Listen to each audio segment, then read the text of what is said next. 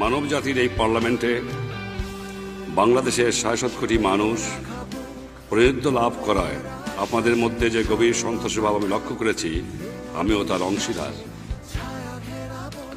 বাঙালি জাতির জন্য এটা এক ঐতিহাসিক মুহূর্ত, কারণ তার আত্মনিয়ন্ত্রণের অধিকার অর্জনের সংগ্রাম আজ বিরাট সাফল্য দ্বারা চিহ্নিত।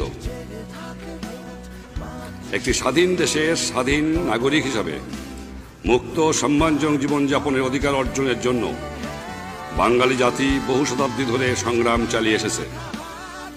তারা চেয়েছে বিশ্বের সকল জাতির সঙ্গে শান্তি ও সৌহার্দ্যের মধ্যে বসবাস করতে।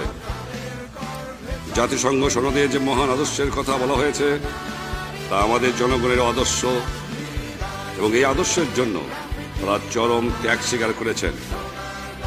এমন এক বিশ্ব ব্যবস্থা গঠনে বাঙালি জাতি উৎসর্গীকৃত, যে ব্যবস্থায় সকল মানুষের শান্তি ও ন্যায় বিচার লাভের আকাঙ্ক্ষা প্রতিষ্ঠিত হবে।